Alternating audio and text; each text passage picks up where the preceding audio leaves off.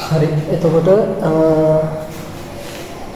අපිට ගන්න තියෙන අන්තිම පාඩම මේ වලදී අන්තිම පාඩම මොකද්ද කියලා මාතෘකාව සරල රේඛා හා සමාන්තර රේඛා ආශ්‍රිත කෝණ සරල රේඛා හා සමාන්තර රේඛා ආශ්‍රිත කෝණ අනුමාත්‍රා දාන්න අනුමාත්‍රානේ දාන මාත්‍රා දාන මතක පාඩම මේ පාඩම කරලා පස්සේ සිලබස් එක සම්පූර්ණව ඉවරයි හරිද පාඩම අභ්‍යාස කරගෙන ඉන්නේ අභ්‍යාස කරපුවාට අනිවාර්යෙන් ෆොටෝ එකක් හරි මොකද දාන්න අමාරු ප්‍රශ්න අහන්න ඒ හොල් පස්සේ කියන දේ මොනවද හරිද එතකොට මේ වීඩියෝ ගොඩාක් දාන්න බලාපොරොත්තු වෙන්නේ අභ්‍යාස සාකච්ඡා කරලා එහෙම වීඩියෝ ගොඩක් දාන්න බලාපොරොත්තු වෙන්නේ මොකද ලොකු කමෙන්ට් ගන්න වීඩියෝ බලන්න ඒ නිසා අභ්‍යාස විදිහට දාන්නේ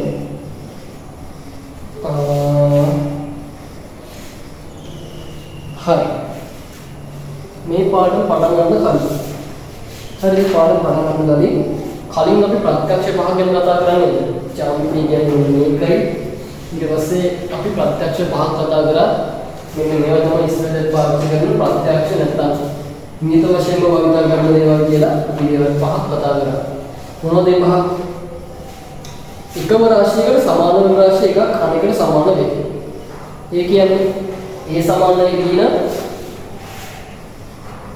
A සමානයි B A සමානයි C නම් අපිට කියන්න පුළුවන් B සමානයි C කියලා. එකම රාශියක සමාන රාශිය එකක් අනෙකට සමාන වෙයි. ඊට පස්සේ සමාන රාශිය වලට සමාන රාශිය එකතු කිරීම ලැබෙන රාශියද සමාන වෙයි. ඒ කියන්නේ තරගයක පැත්තකට ප්‍රේම 50ක් දානවා අනෙක් පැත්තට ප්‍රේම 50ක් දානවා. මේ දෙපැත්තම සමානයි. සමාන රාශිය අඩු කිරීමේ ලැබෙන රාශිය සමාන වෙනවා. තරාදිය මේ පැත්තෙන් ග්‍රෑම් 100ක් ගන්න, එහා පැත්තෙන් ග්‍රෑම් 100ක් ගන්න. තරාදිය සමානයි බලන්න දැන් සමානලම තියෙනවා. ඊට පස්සේ සමාන රාශිය ගුණ කිරීමේ ලැබෙන රාශිය සමාන වෙනවා. ඊට පස්සේ සමාන රාශිය මිශ්‍රණයේ සමාන රාශියකින් බෙදු විට ලැබෙන රාශිය සමාන වෙනවා. ගුණ කරලා බෙදලා මොනවා කරා මේ ලැබෙන රාශිය අන්තිමට සමාන වෙනවා. එතකොට මොන්නේ ප්‍රත්‍යක්ෂ භාග කතා කරලා ඒ පහ මතක් කරගන්න ඒ පහත් එක්ක පාඩම ඉස්සරහට හරිනේ එතකොට මුලින්ම කලින් අවුරුදු වල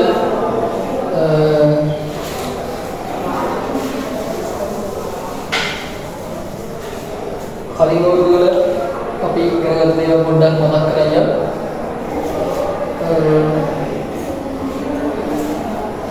බද්ධ කෝණ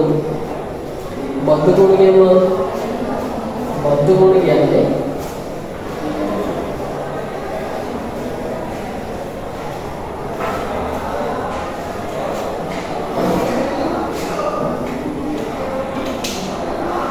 පොදු භාගයක් තියෙන මේ වගේ කෝණයකට බද්ධ කෝණය කියන්නේ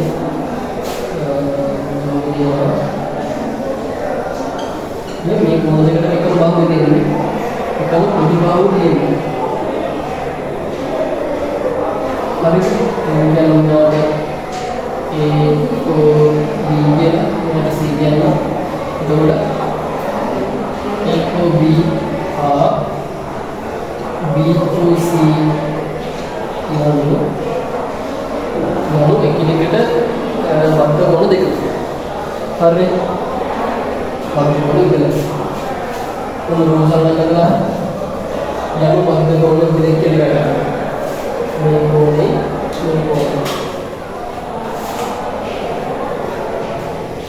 ඊළඟට මොනවද දාගන්න ඕනද ඊළඟට අනුපූරක කෝණ කියනකොට මෙන්න මේ වගේ වගේ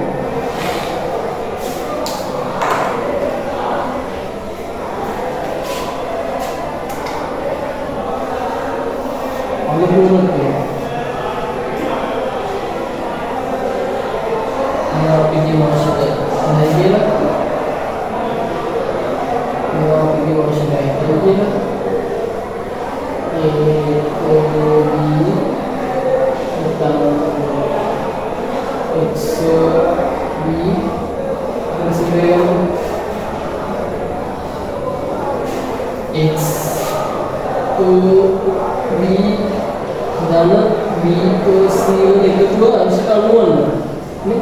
මේ දෙන්නගේ එකතුව අංශක 90 අපි ඒවට කියනවා අනුපූරක කෝණ කියලා. හරි. එහෙම නැතුව මෙන්නවානියම් කෝණ දෙකේ එකතුව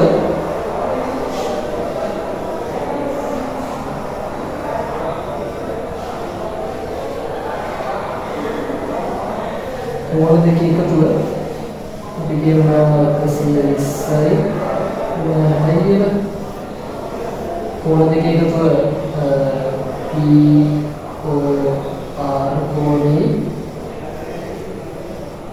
r o q කෝණේ එකතුව 180 කෝණයක් යනවා. අන්න 180ක් වෙනවා අපි කියනවා පරිපූර්ණ කෝණය කියනවා. පරිපූර්ණ කෝණය කියනවා. මේ කියන්නේ POR සහ ROQ පරිපූර්ණ කෝණ දෙකකි. මෙතන XOB සහ BOC යනු අනුපූරක කෝණ දෙකකි. ඊට පස්සේ අපිට තියෙනවා ප්‍රතිමුඛ කෝණ කියලා. ප්‍රතිමුඛ කෝණ කියනවා මෙන්න මෙහෙම සරල රේඛා දෙකක් එකින් එක ඡේදන වුණාට පස්සේ AOB CDO මෙන්න මේ මුහුණ ගොනේ මෙයාට මෙයා කෙලින් මුණ බලාගෙන කොහොමද ඉන්නේ? මෙයාට මෙයයි මෙන්න මෙයාට මේ පැත්ත. මේක මේ කෝණට මේ පැත්තෙන් තියෙන එක මේ කෝණට මේ පැත්තෙන් තියෙන.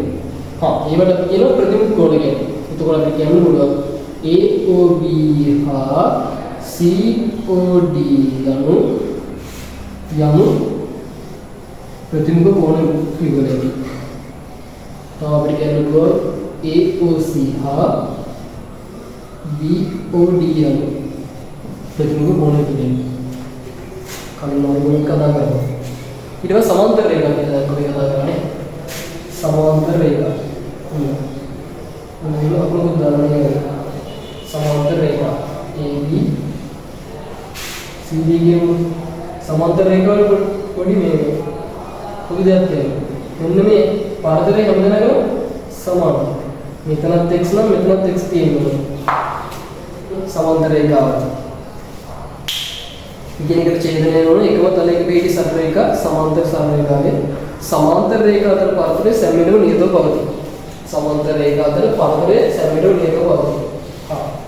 මොන එතකොට මොකද්ද මේ බද්ධ කෝණ, අනුපූරක කෝණ, පරිපූරක කෝණ, ප්‍රතිමුඛ කෝණ සහ සමාන්තර රේඛා කියලා මාතෘකාවලින් අපි කලින් කතා කරලා තියෙනවා.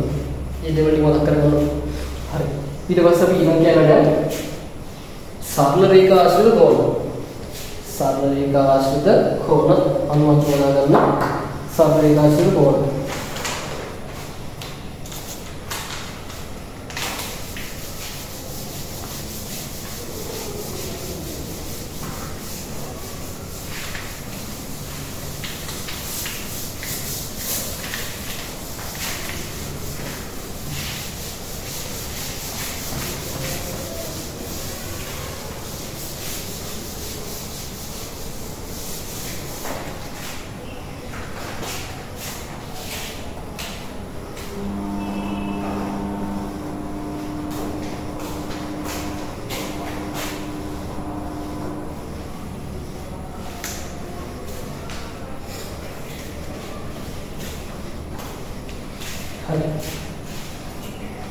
සරල රේඛා ආශ්‍රිත කෝණ.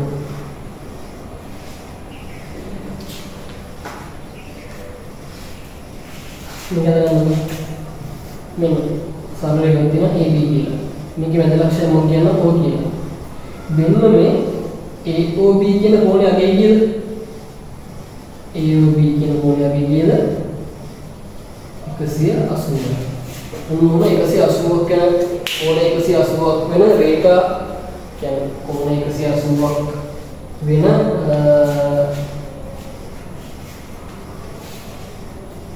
මේ රේඛාවල තියෙන සරල රේඛාවක්. කියන්නේ සරල රේඛාවක කෝණ අනිවාර්යයෙන් අංශ 180ක් වෙන්න ඕනේ.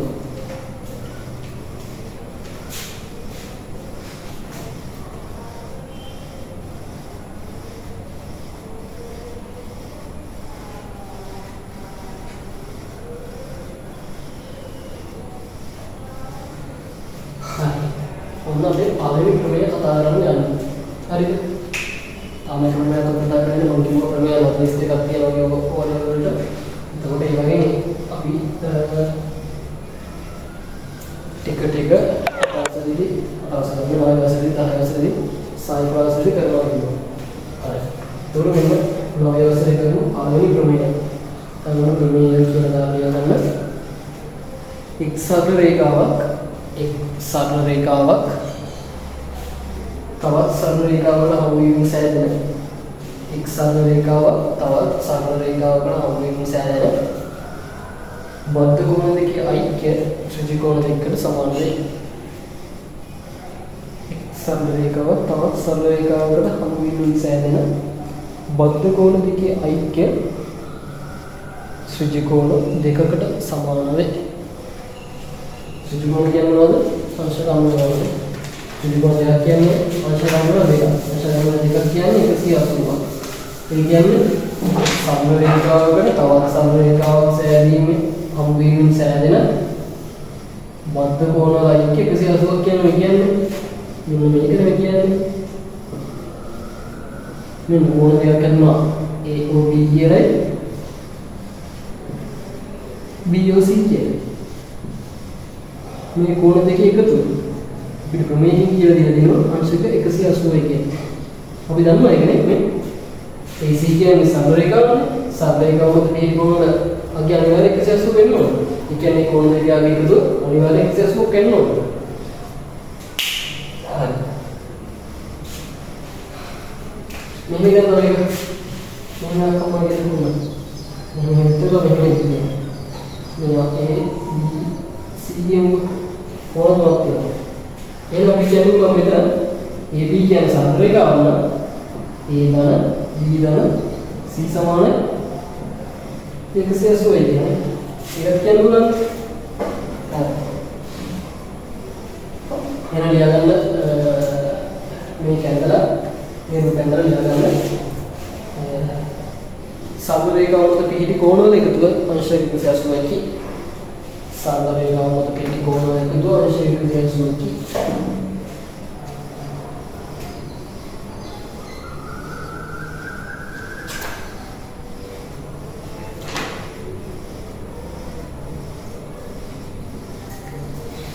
හරි.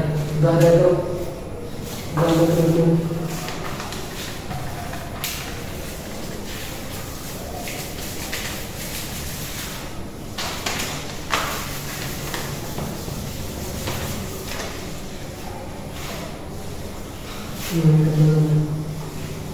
P O Q R මේ කෝණය අංශක 100යිලු මේ කෝණය x ලු xc අගේ සරල කියලා ගන්න. උදාහරණ පළවෙනි එක xc අගේ සරල. 100 දන x කීයද? 180යි. හේතුව මොකද්ද? සරල රේඛාව මත පිහිටි බද්ධ කෝණ. සරල රේඛාව මත පිහිටි බද්ධ කෝණ. අනිවාර්යෙන් හේතුව කියන්න වරහන් ඇතුලේ සරල රේඛාව මත පිහිටි බද්ධ කෝණ. දැන් x අනුගමනයේ 100 හතරකින් අරන් ගියොත් එහෙම 180 වෙන 100 අංශ 9යි කියලා අපිට උත්තරය හම්බ වෙනවා. හරිද?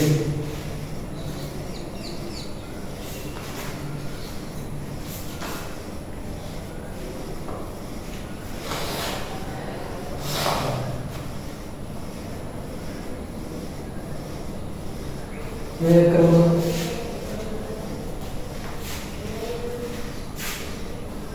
මේක උදාහරණයක් කියලා මෙතන දාගන්න අවශ්‍ය 30යි කියලා මේ අවශ්‍ය 9 දාගන්න මෙයා x කියලා දාගන්න.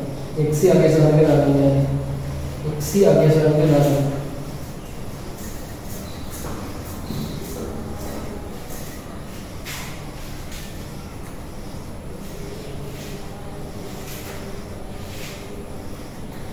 එහෙනම් 30 මෙයා අංශ 9 කියලා දෙනවා x විභාග කියලා මොනවද නේද? සහ x කියන එක තුන් දෙනා එකතු කරාම 180ක් එනවා. මේ තුන් ගන්න සරල රේඛාව මත පිහිටි කෝණ සරල රේඛාව මත පිහිටි කෝණ. එහෙනම් x ධන අංශ 120 සමානයි 180ට. එහෙනම් x කියන එක සමානයි 180 න් 120 අඩු කරාම අංශක 60යි ඊළඟට උත්තරේ එනවා. හරි.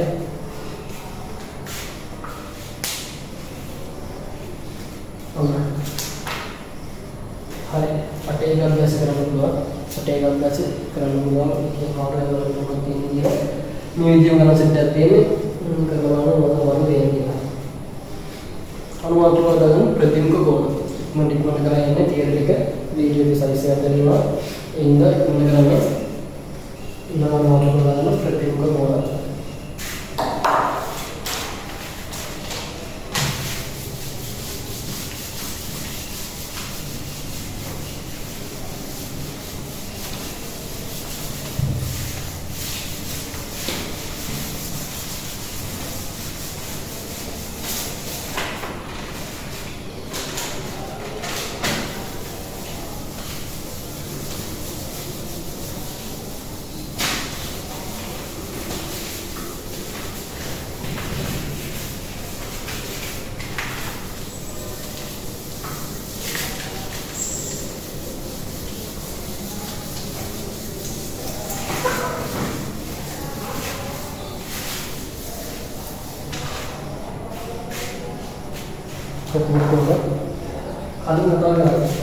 කලින් කතා කරා හැබැයි දැන් ක්‍රමයක් විදිහට කතා කරන්න යන්නේ. මොකද ප්‍රතිමුඛ කෝණය කියන්නේ රේඛා දෙකක් එකිනෙක ඡේද කරන පස්සේ අපි කිව්වා මෙන්න මේව කෝණ සෙට් එකක් හදනවා කියලානේ. A O B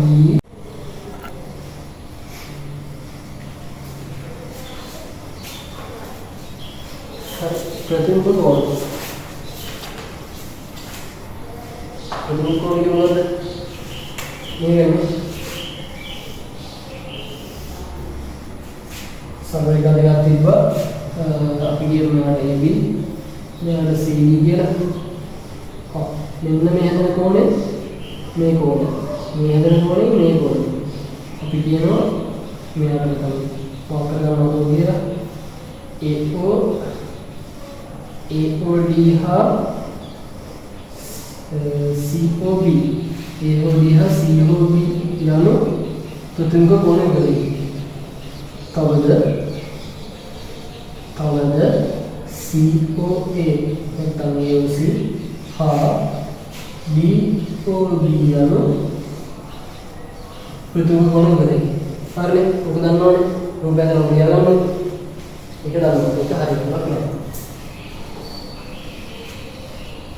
දැන් මෙතන ක්‍රමයක් කියලා කතා කරන්නේ එහෙමද? හරි. ලියගන්න ක්‍රමය කියලා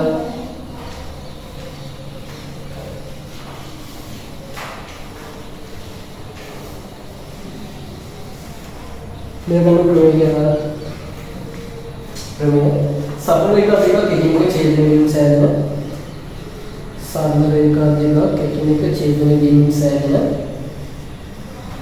ප්‍රතිමුඛ කෝණ සමාන වේ. ප්‍රතිමුඛ කෝණ සමාන වේ. ප්‍රතිමුඛ කෝණ සමාන වේ.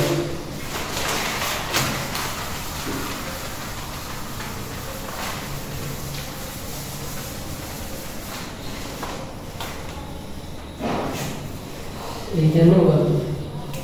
මොනවාද කියන ක්‍රමයක් විදිහට මෙන්න මේ AOD කෝණයයි BOC කෝණය සමානයි. ඒ වගේම AOC කෝණයයි BOD කෝණයයි සමානයිලු. මොනවා එකක් කියනවා. ඒ කියන්නේ මේ ආංශිකයට නම් මෙයාත් ආංශිකයට. මේ ආංශික දිහා මෙයාත් ආංශික දිහා. මෙයා 50 මෙයාත් 50. මෙයා 50 කියලා මෙයා 50 වෙන්නේ නැහැ. ප්‍රතිමුඛ කෝණ තමයි සමාන වෙන්නේ. හරි.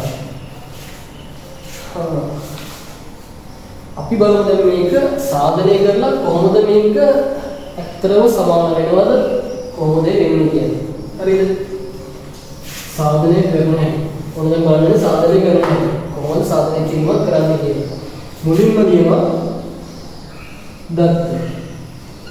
ඕනම සාධනය කිරීමක මුලින්ම පිළිවෙල දත්තය. මොනවද දින්නේ දත්ත? අපිට දීලා තියෙනවා AB හා CD සංරේඛා OED ඡේදනය වේ. OED ඡේදනය වේ. හරි. මොන අපේ දත්තේ.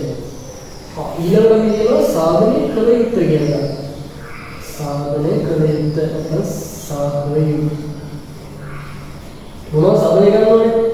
මෙන්න මේ කෘත්‍රිම කෝණ සමානයි කියන එකනේ.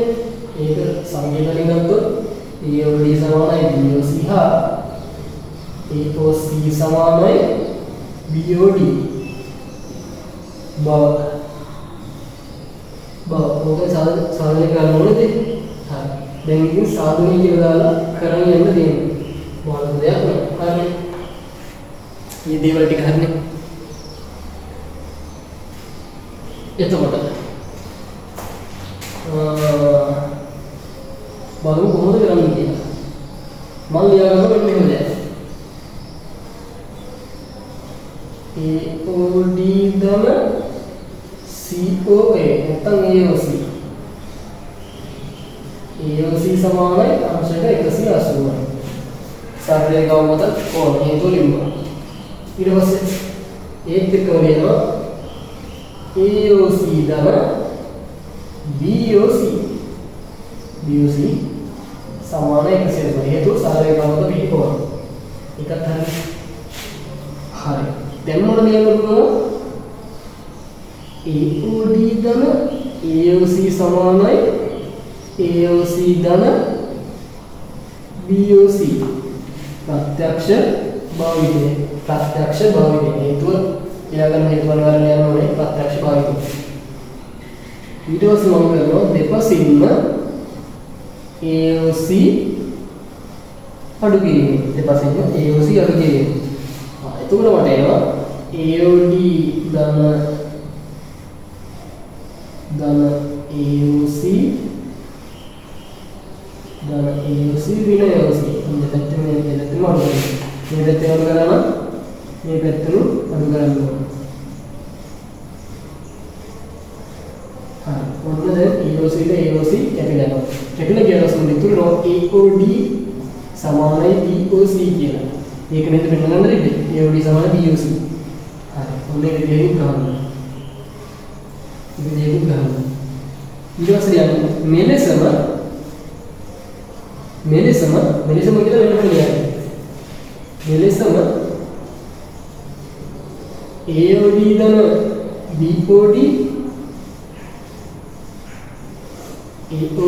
BOD සමානයි BOD ධන BOC. BOD ධන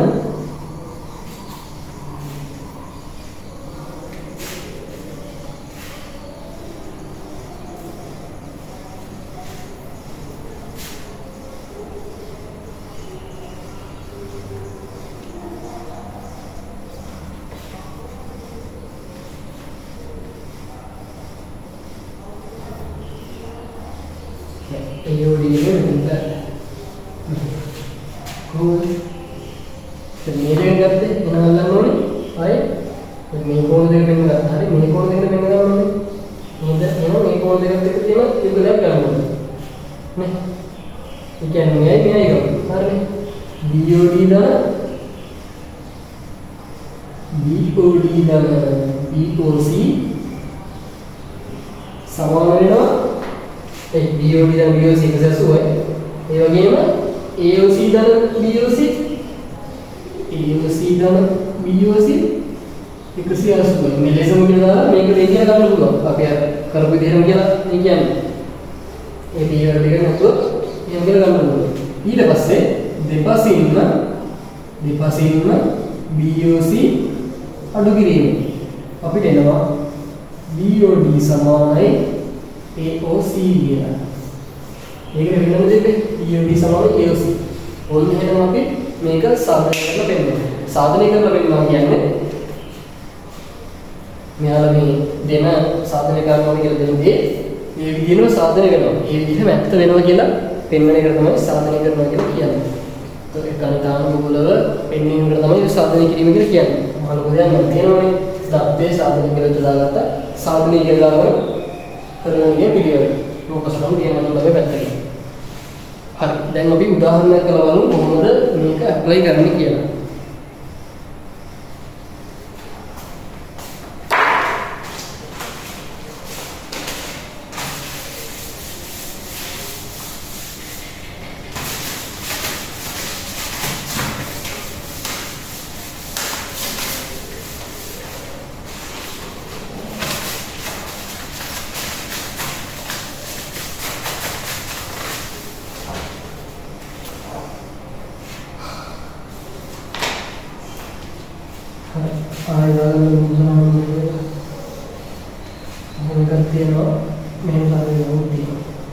මෙයාට කියමු A කියලා, මෙයාට කියමු C කියලා, මෙයාට කියමු E කියලා.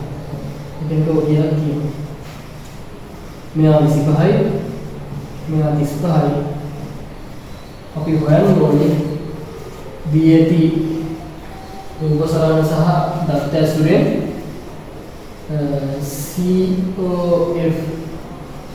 COFB COF හා නැත්නම් එක COF දෙක AO E අධ්‍යයන AO E අධ්‍යයන හරියට දෙන්න පස්සේ කරලා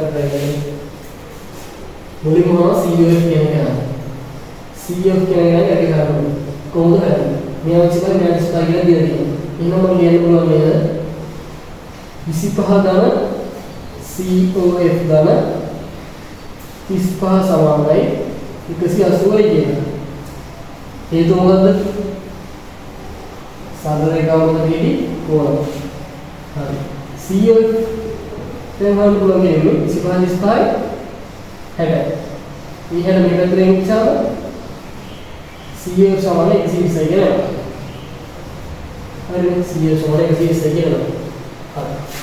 දැන් බලන්න AO කියන්නේ AO E හරිය නෑනේ. මේ කොටස මේ දෙක කොටස AO E අගේ අහන්න AO E සමානයි නේද BOF හේතුව මොකද්ද ප්‍රතිමුඛ කෝණ එහෙනම් ඒ දෙක සමානයි ඒ කියන්නේ මෙයා 25 නවා අර 35ම තමයි හරි පොඩි මාර්ගයක් දැන් වල කරනවා අධ්‍යයන අභ්‍යාසය අධ්‍යයන අභ්‍යාස සම්පූර්ණ කරගන්න සම්පූර්ණ කරන ඊට පස්සේ අමාරු මොනවද කියනවා නම් අහන්න අපි ඊට පස්සේ කතා කරමු. හරි. දැන් අමාරු කරලා ගන්න අමාරු කොන ඒකාන්තර කොන සහ මිශ්‍ර කොන. අමාරු කොන